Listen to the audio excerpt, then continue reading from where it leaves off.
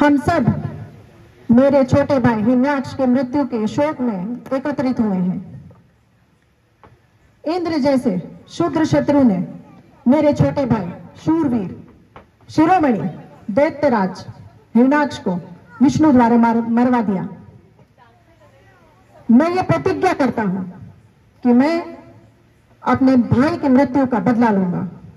इसलिए आप सबसे मैं ये कहता हूं, पृथ्वी लोक पर जाएं और वहां जाकर जो कोई भी धर्म यज्ञ और दान धर्म कर रहा है उनका नाश कर दें।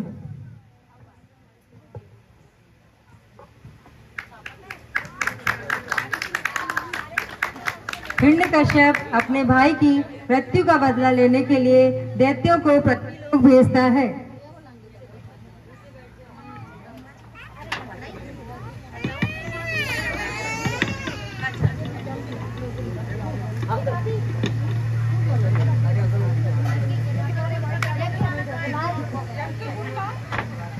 पृथ्वीलोक में जो लोग ऋषि मुनि दान तप यज्ञ कर रहे थे, वहां दैत्यों ने आकर उन पर आक्रमण कर दिया, उनका यज्ञ विध्वंस कर दिया।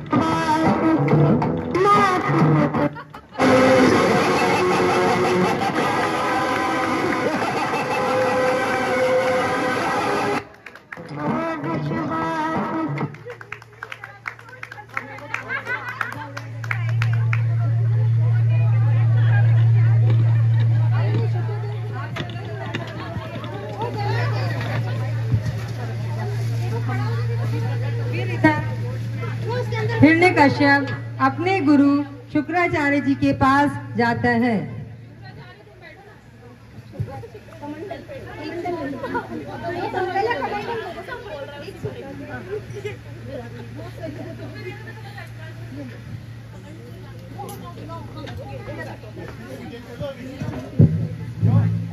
फिर हिरण्यकश्यप अपने गुरु शुक्राचार्य जी के पास जाते हैं।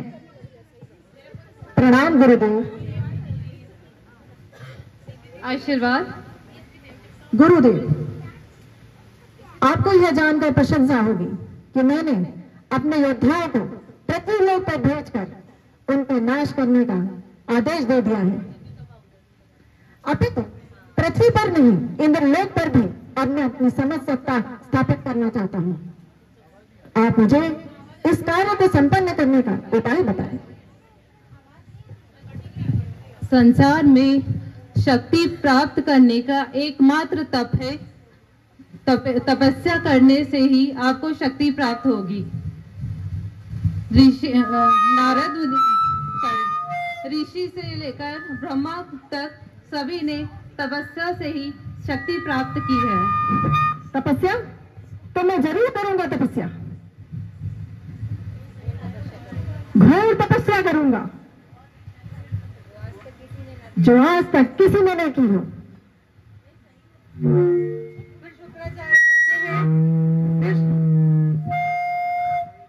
फिर शुक्राचार्य कहते हैं, यदि मेरे बताए द्वारा विधि अगर तुमने कर ली तो तुम्हें सारी शक्ति तीनों लोगों के बराबर सबसे अधिक शक्ति प्राप्त होगी। शुक्राचार्य जी कहते हैं, हिरण्यकश्यप से कहते हैं, यदि मेरे द्वारा बताई गई विधि से तुमने पूरी कर ली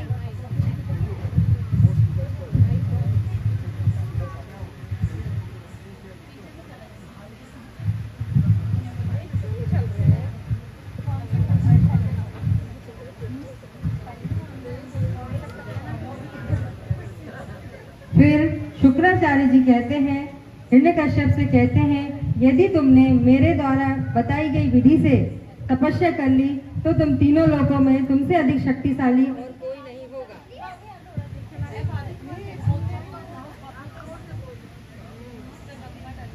हिरण्यकश्यप कहते हैं, हे गुरुदेव, मैं मन वचन और कर्म से आपकी हर आज्ञा का पालन करूंगा। फिर हिरण्यकश्यप तपस्या करने चले जाते हैं।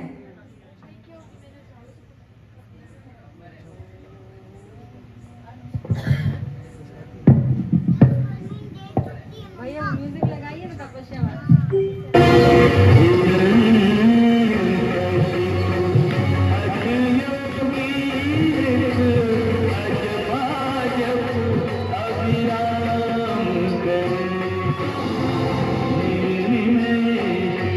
हिरण्यकश्यप की तपस्या का तेज इतना तेज होता है कि उससे जो अग्नि निकलती है वो इंद्रलोक तक जा पहुंचती है। तो इंद्रदेव ब्रह्मा जी के पास जाते हैं।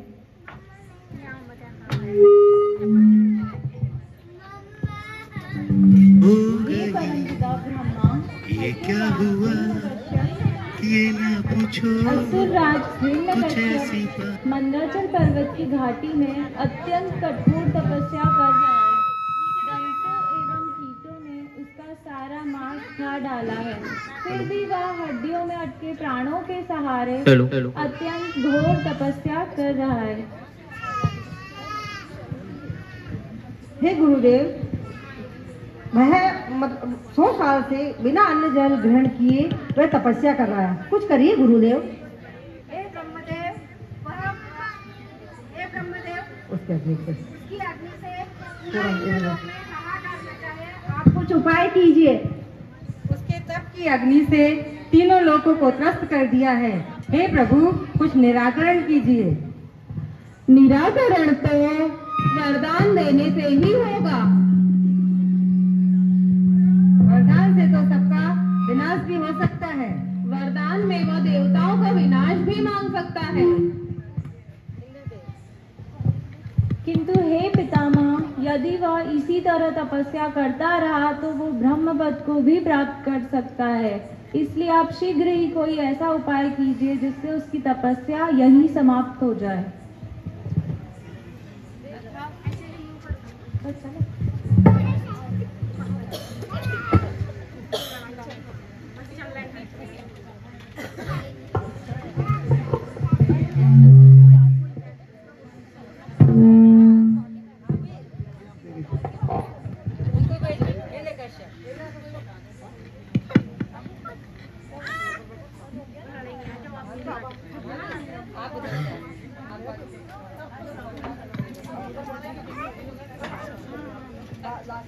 फिर ब्रह्मा जी हिरण्यकश्यप के पास जाते हैं।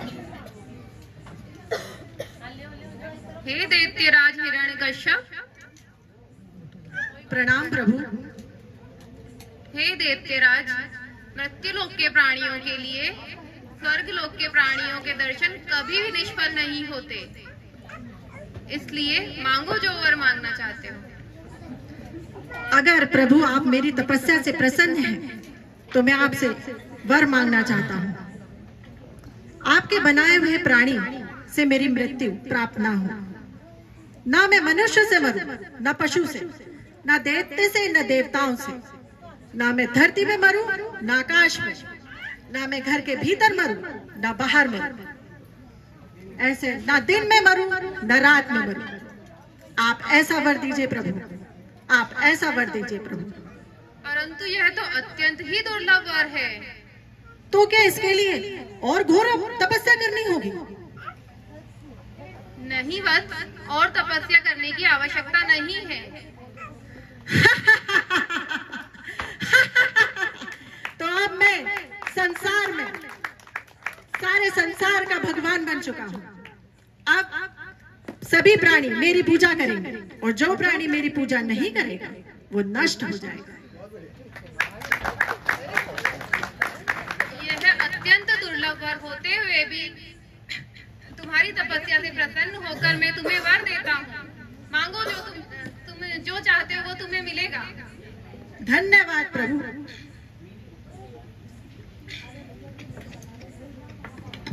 हिरण्यकश्यप को ब्रह्मा जी के वरदान से जो दुर्लभ शक्ति प्राप्त हुई, उसका उपयोग यदि वह सात्विक और धार्मिक कार्यों के लिए करता तो सारे ब्रह्मांड में स्वयं भगवान को छोड़कर उससे महान और कोई नहीं होता। अच्छा प्राणी विजय और सफलता पाकर झुक जाता है, परंतु तुच्छ प्राणी सफलता के मद में पागल हो जाता है।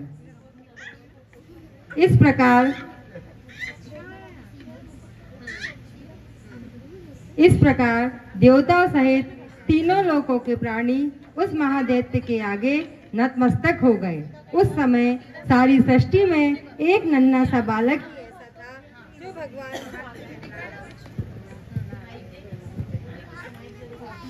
उस समय सारी सृष्टि में एक नन्हा सा बालक ही ऐसा था उस समय सारी सृष्टि में केवल एक नन्हा सा बालक ही ऐसा था जो भगवान के नाम का निरंतर कीर्तन करता रहता था। वो उसी दैत्य का अपना पुत्र था प्रहलाद। वो उसी दैत्य का अपना पुत्र था प्रहलाद, जो 5 वर्ष की अवस्था में ही ब्रह्मलीन होकर केवल श्री हरि का नाम जपता रहता था। उसको माइक देना। भैया माइक हेलो। ओम नमः भगवते वासुदेवाय। ओम नमः भगवते वासुदेवाय। ओम नमः भगवते वासुदेवाय।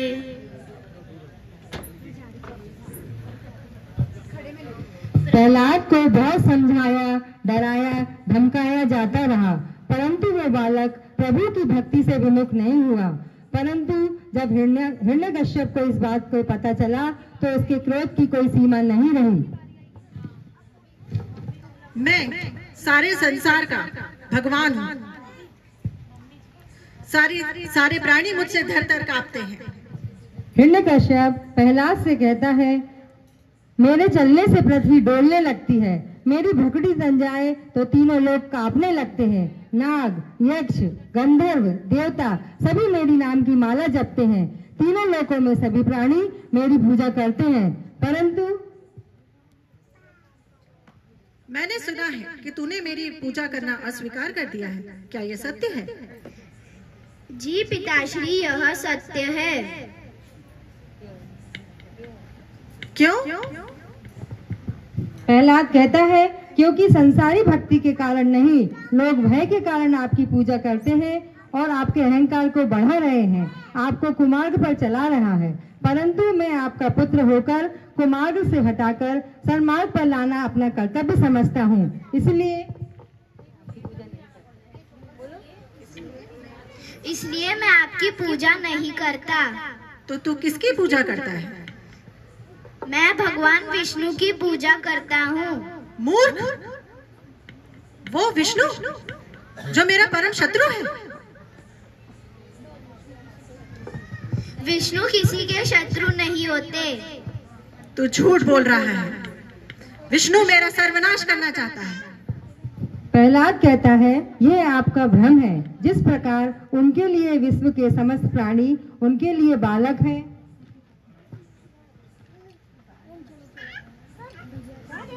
उसी प्रकार आप भी उनके बालक हैं। वो आपका नाश कभी नहीं करना चाहते।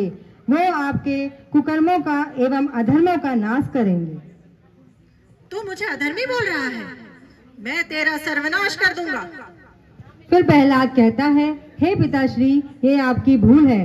भगवान की इच्छा के बिना कोई किसी का नाश नहीं कर सकता। जब तक उनकी इच्छा नहीं होगी तब तक संसार की कोई शक्ति भी आ जाए, मेरा नाश नहीं होगा। हाँ, यदि प्रभु जी की इच्छा होगी तो आपके कुछ किए बिना ही मेरा नाश हो जाएगा। दैत्यों!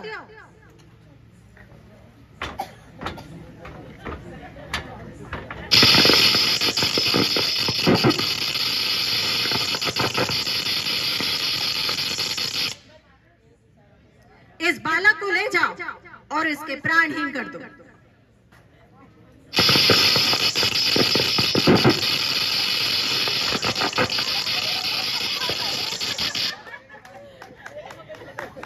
फिर सभी दैत्य मिलकर प्रहलाद को पहाड़ की चोटी से गिरा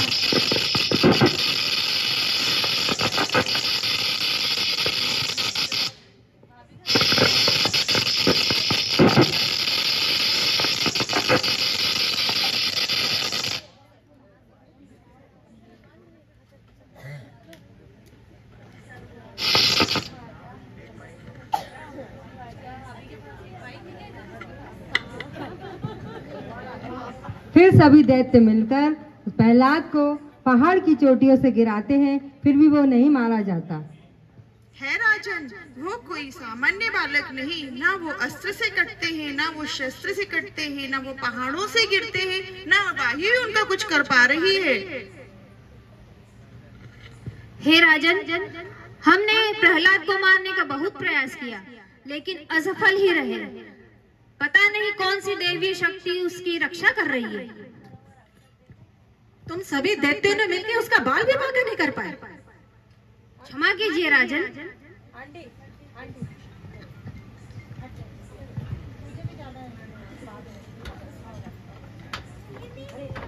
आप लोग वहीं रहो,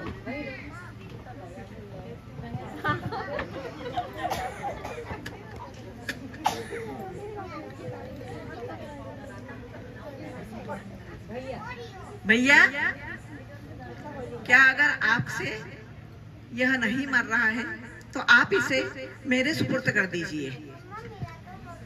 आपको नहीं मालूम है कि मुझे वरदान मिला हुआ है, मैं अग्नि में नहीं जल सकती। मैं प्रहलाद को लेकर गोद में बैठ जाऊंगी और यह अग्नि में भस्म हो जाएगा।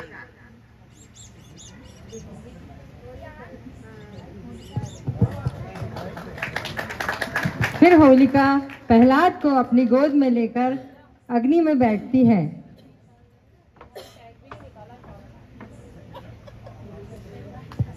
उसको देना माइक। ओम नमो भगवते वासुदेवाय।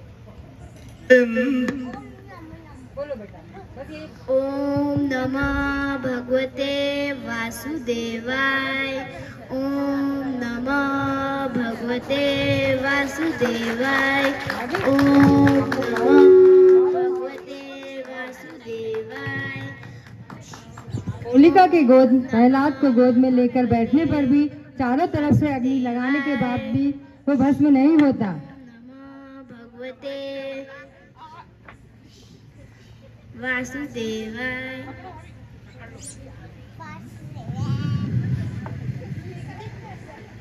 चारों तरफ से अग्नि के जलाए जाने पर भी प्रहलाद भस्म नहीं होता।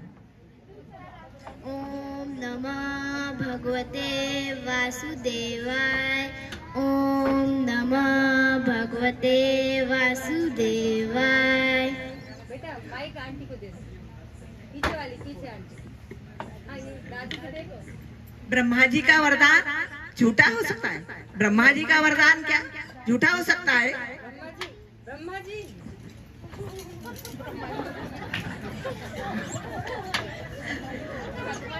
ब्रह्मा जी का वरदान क्या झूठा हो सकता है? नहीं, मेरा वरदान कभी झूठा नहीं हो सकता। ब्रह्मा जी कहते हैं, हमारा वरदान झूठा नहीं था, तुमने उसका गलत प्रयोग किया। हमने तुम्हें ये शक्ति अपनी सुरक्षा के लिए दी थी। यदि इसका उपयोग दूसरों का नाश करने के लिए करोगी तो स्वयं तुम्हारा विनाश हो जाएगा। आप वहीं बैठे रहो, आप लोग उधर जाओ।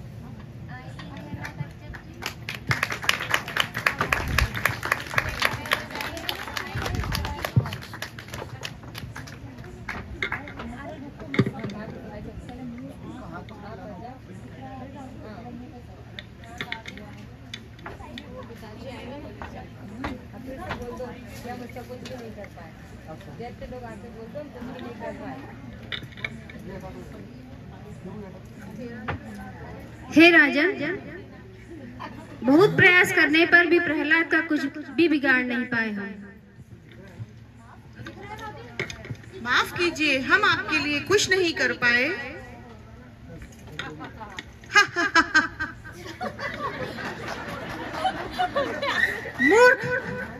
मूर्ख, तूने मेरी अनंत शक्तियों को चुनौती देकर किसके बलबूते पे अपना इतना घमंड पाल रखा है? प्रहलाद कहता है, उसके बलबूते पर जो सबका बल है। पिताश्री आपको भी केवल वही बल देता है, न केवल आपकी बल्कि संसार की समस्त बलवानों को भी वही बल देते हैं। पिताश्री भगवान श्री हरि बड़े ही दयालु हैं, इसलिए अब भी समय है, आप अपना अभिमान अभिमान त्याग कर उनकी शरण लें। वे अवश्य आपके अपराध क्षमा करेंगे। आप क्रोध का त्याग करें पिताश्री, अवश्य आप उन्हें। कहाँ है तेरा विष्णु? मुझे तो कहीं नहीं दिखाई देता।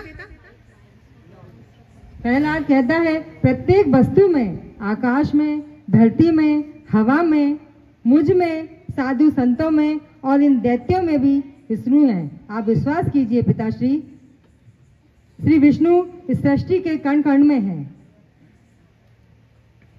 तो क्या इस महल में भी तेरा विष्णु है? जी पिताश्री। तो क्या इस स्तंभ में भी तेरा विष्णु है? जी पिताश्री। तो मैं इस स्तंभ को अभी के अभी चकनाचूर कर देता हूँ।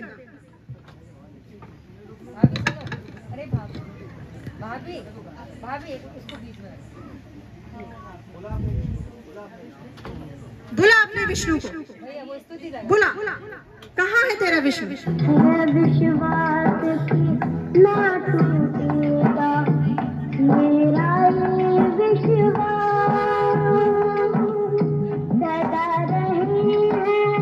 सदा रहेंगे श्री विष्णु मेरे पास। हरि बोल बोल बोल बोल बोल बोल बोल, हरि बोल बोल बोल बोल बोल बोल।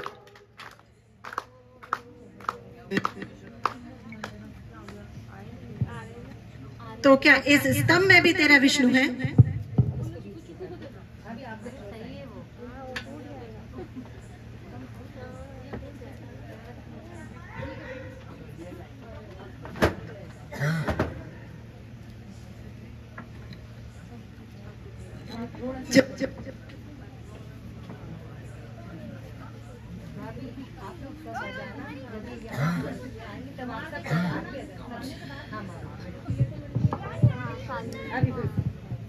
तो क्या इस स्तंभ में भी तेरा विष्णु है?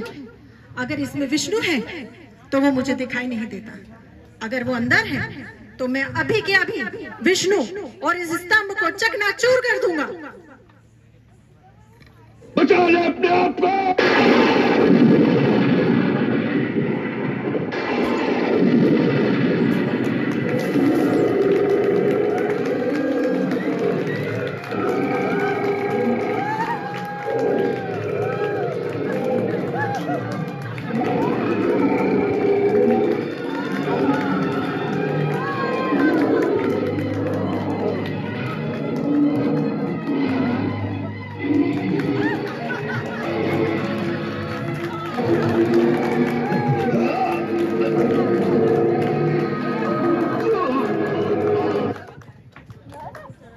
हे असुरवंशी हिरण्यकश्यप, तुझे ब्रह्मा का वरदान था, तू किसी ब्रह्मा की सृष्टि से नहीं मरेगा।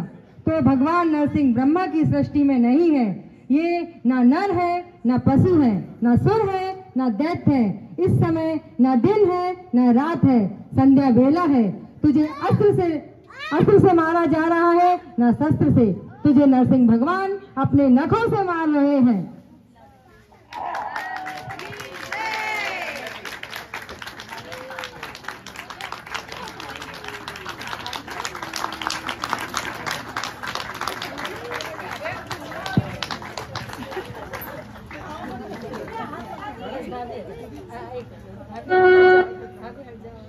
विष्णु भगवान क्या है? विष्णु भगवान।